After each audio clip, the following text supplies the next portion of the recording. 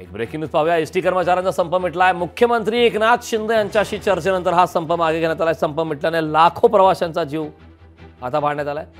मुख्यमंत्री एकनाथ शिंदेंची यशस्वी मध्यस्थीने ST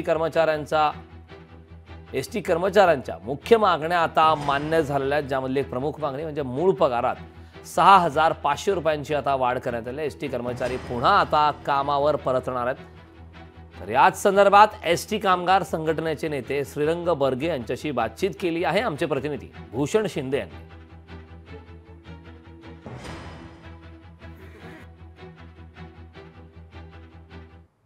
ST कर्मचाऱ्यांचा संप मागे घेतला आणि कुठेतरी आज संपूर्ण संपाच्या दरम्यान एक बैठकीमध्ये वाद पाहायला मिळाला। आपल्यासोबत स्वतः श्रीरंग बर्गे सर आहेत। सर, काय सांगाल एकंदर वाद झाला बैठकीमध्ये, नेमका काय प्रकार झाला, काय सांगाल एकंदर? या आजच्या बैठकीशी सदावर्तेचा काही संबंध नव्हता। तो आला आणि तो बसला, आमचं काय म्हणणं नाही, पण तो विषय सोडून बोलत होता, त्याच्यावरती मी ऑब्जेक्शन नोंदवलं। म्हणजे काय चाललंय असं म्हणून मी हसलो, मी काय त्याला रोखलं नव्हतं। पण तो मला तिकडून टकल्या बोलला, तो टकल्या बोलल्यावर मी त्याला हेकण्या बोललो आणि मग तो धावून यायचा प्रयत्न केला, मी धावून गेलो, कारण तो धावून आला, मी थांबणार आहे काय, मी पण धावून गेलो बस। आणि त्याला जाब विचारला, मग माननीय मुख्यमंत्र्यांनी उपमुख्यमंत्र्यांनी मध्यस्थी केली आणि थांबवलं। काही संबंध नाही त्याचा, या कृती समितीच्या आंदोलनाचा यश आहे, एसटी कामगारांच्या आंदोलनाचा यश आहे।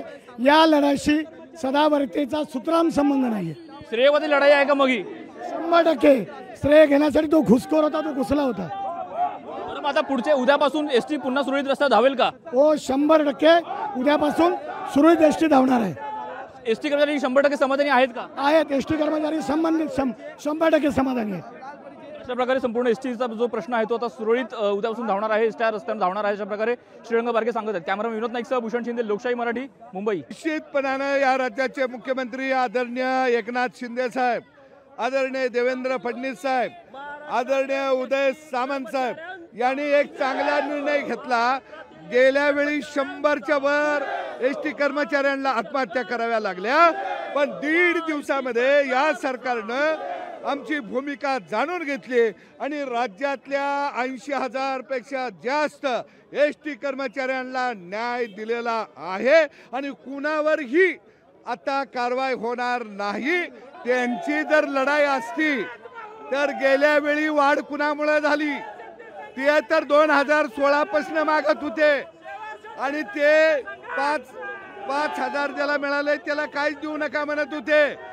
श्रेयवाद घेणाऱ्यांच्या मागे कामगार राहिलेला नाही। ज्यांना 5,000 रुपये 21 साली मिळाले त्यांना 1,500ची वाढ मूळ पगारामध्ये मिळाली, ज्यांना 4,000 वाढ 21 मध्ये होते त्यांना 2,500ची वाढ मिळाली आणि ज्यांना 2,500 रुपयाची वाढ होती त्यांना 4,000 मूळ पगारामध्ये वाढ मिळाली।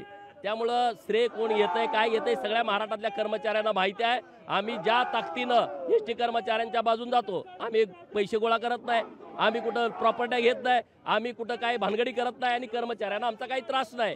आणि त्यामुळं कर्मचारी महाराष्ट्रातला ठरवेल की यामध्ये कुणाची भूमिका योग्य आहे, पण आज घडीला सरकारची भूमिका योग्य आहे। सरकारनं खूप चांगला निर्णय केला, महाराष्ट्रातल्या सगळ्या एसटी कर्मचाऱ्यांना गणपती बाप्पा पावला असं म्हणायला काही हरकत नाही। आणि आता एसटी कर्मचाऱ्यांना माझं आव्हान आहे, लगेच तुम्ही आता डेपोमध्ये जावा, जिथं कुठं गणपतीचे प्रवासी जाणार आहेत त्या सगळ्यांना त्यांच्या ठिकाणी सोडा। आणि दुसरा महत्त्वाचा निर्णय, कोणत्याही कर्मचाऱ्यावरती कसली कारवाई होणार नाही, हा सुद्धा निर्णय सरकारनं घेतलेला आहे।